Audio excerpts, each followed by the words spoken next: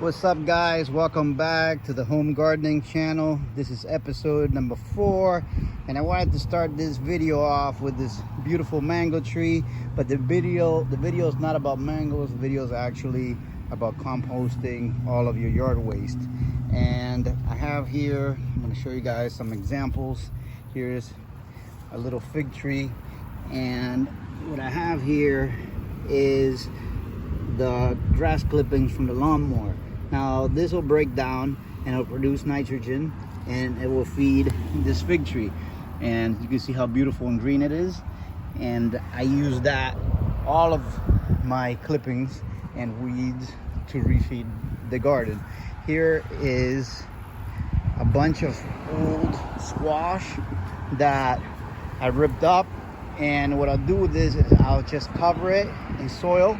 So you can see this already, flies and stuff around there. So you want to cover it so it's not hanging out and, you know, attracting flies and other yard pests. As you can see, we're in an urban environment here.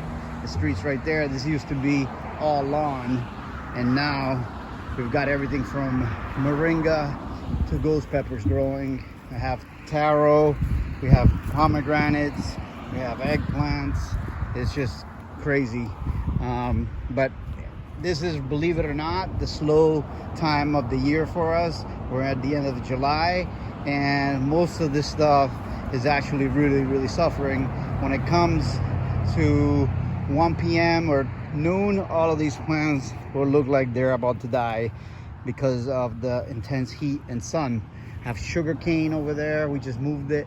I have a bunch in the corner, but I just moved that one. This is my beautiful ghost pepper plant that's growing underneath my moringa. And as you can see, I've thrown a bunch of grass underneath there and some more grass clippings over here.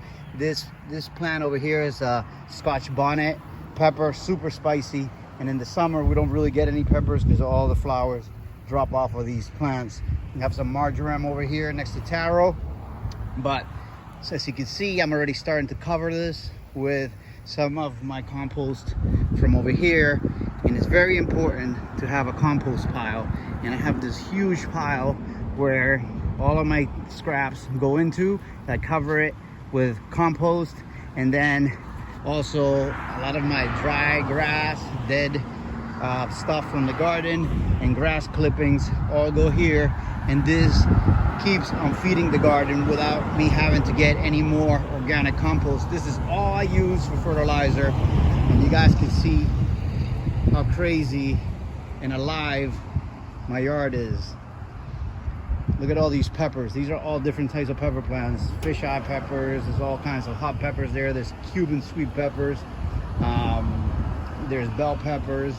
There's plants over here that I'm rehabbing that were in the sun. I had to bring them back over here. I got tomatoes, more peppers over there, and then peppers over here, avocado tree with passion fruit trees at the base. And this is all from organic compost. I got tomatoes that I'm starting here, bananas, I got another banana over there, and all of this stuff, tons of pigeon peas on the fence line. All of this stuff is from organic compost that we make here in this pile. So thank you for watching, guys. I hope that you learned something, and you can start, you don't have to have a huge operation like this, but you can start collecting a lot of your yard waste. And if you don't have a yard, you're just growing indoors. If you're growing in soil, you can use a lot of your table scraps. We're pretty much on a vegan diet. It's a whole food plant-based diet, so most of our, well, all of our table waste is actually plants already, so we don't have to worry about it. But if you're composting, it's probably better not to use, if you do eat meat, not to use any bones or scraps of meat, because that will draw a lot of smell. So the stuff that we use, pretty much we cover it up, and never smells. It actually smells super fresh. Once it becomes composted, it smells like nice fresh soil. It has a really distinct smell to it. And here is some hot peppers. These are actually peach Carolina Reapers that are starting to grow. 7-pot Primo over here. I'm gonna ramble a little bit just to show you guys a couple of little things. This is a 7-pot Primo, super hot peppers coming in right there. They're tiny, but yeah, those will be super incredibly hot, like 1.5 million Scoville units of heat. So I hope you guys enjoyed this video. I try to keep it down to the compost, but there's just so much cool stuff out here that I always want to show you guys something new.